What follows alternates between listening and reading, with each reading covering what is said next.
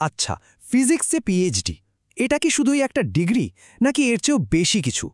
ধরুন এটা মহাবিশ্বের বিশাল রহস্যগুলো খোলার একটা চাবি। চলুন তো আজ এই ব্যাপারটার গভীরে যাওয়া যাক। আচ্ছা, হাতে যে স্মার্টফোনটা আমরা ব্যবহার করি তার সাথে ওই সুদূর মহাকাশের গভীর রহস্যের কি সম্পর্ক থাকতে পারে? কখনো কি এটা মাথায় এসেছে? শুনতে বেশ অদ্ভুত লাগলেও এর উত্তরটা কিন্তু লুকিয়ে আছে ফিজিক্সের মধ্যেই।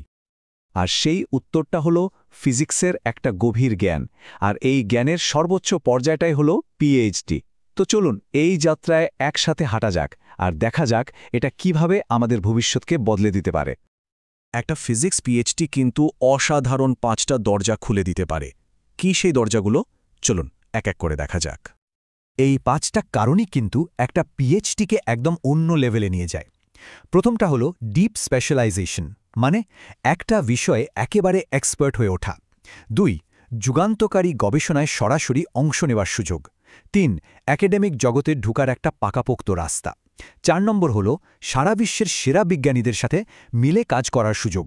আর সবশেষে 5 নম্বরে নতুন কিছু উদ্ভাবন করার ক্ষমতা। ব্যাপারটা হলো পিএইচডি একটা নির্দিষ্ট বিষয়ে কাউকে একেবারে এক্সপার্ট বানিয়ে দেয়। যেমন ধরুন কোয়ান্টাম ফিজিক্সের জ্ঞান, এটা দিয়ে এমন কম্পিউটার বানানো সম্ভব যে আজকের সুপার কম্পিউটারের থেকেও হাজার হাজার গুণ বেশি শক্তিশালী হবে। ভাবা যায়? আচ্ছা, ভারতের মহাকাশ গবেষণার একটা অংশ হওয়ার ইচ্ছে আছে, বা ধরুন দেশের ডিফেন্স সিস্টেমকে আরও মজবুত করতে চান, তাহলে একটা পিএইচডি কিন্তু ইসরো, ডিআরডিও বা বিএআরসির মতো প্রতিষ্ঠানে কাজ করার স্বপ্নটা সত্যি করতে পারে।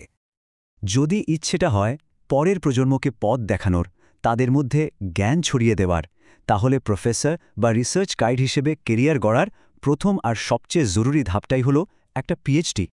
একটা পিএইচডি কিন্তু শুধু দেশের মধ্যে আটকে রাখে না, এটা সুইজারল্যান্ডের সার্নে হিগস বসন কণার রহস্য খোঁজার সুযোগ করে দেয়, কিংবা লাইগো প্রজেক্টে মহাকর্ষীয় তরঙ্গ শনাক্ত করার মতো বিশাল সব গবেষণায় বিশ্বের সেরা বিজ্ঞানীদের সাথে কাজ করার দরজা খুলে দেয়।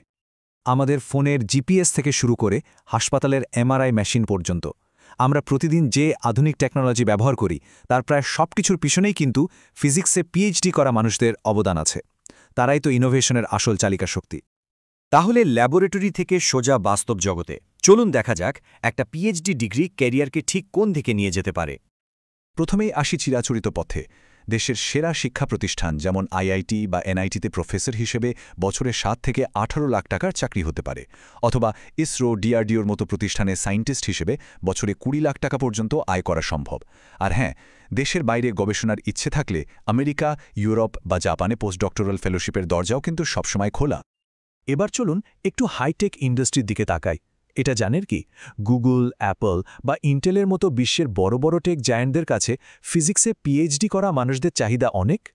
কারণটা খুব সোজা, তাদের প্রবলেম সলভিং ক্ষমতাটা একদম অন্য লেভেলের। এই চার্টটা একটু দেখুন, সবচেয়ে বড় অংশটাই হলো সেমিকন্ডাক্টর আর ইলেকট্রনিক্স, যা আমাদের আজকের ডিজিটাল দুনিয়াটা চালাচ্ছে।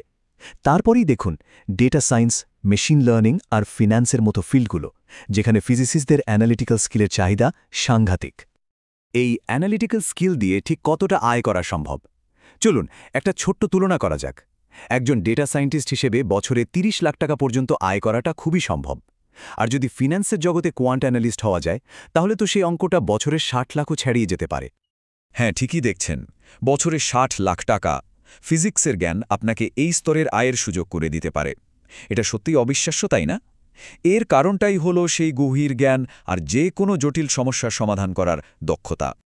তো এত সব সুযোগের কথা শোনার পর মনে একটা বড় প্রশ্ন আসতেই পারে, এই রাস্তাটা কি সবার জন্য?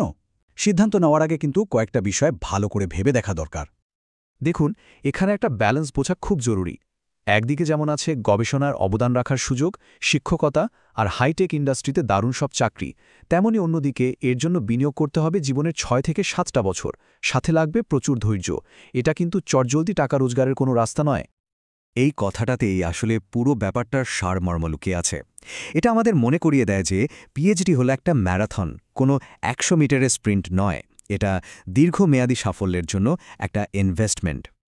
পৃথিবীতে তো জটিল সমস্যার কোনো শেষ নেই। জলবায়ু পরিবর্তন, ক্যান্সারের চিকিৎসা কিংবা আর্টিফিশিয়াল ইন্টেলিজেন্সের ভবিষ্যৎ। ফিজিক্সে একটা পিএইচডি এই সমস্যাগুলো সমাধানের টুলস হাতে তুলে দেয়। এখন প্রশ্ন হলো, এর মধ্যে কোনটা সমাধানের জন্য তৈরি হওয়া যায়?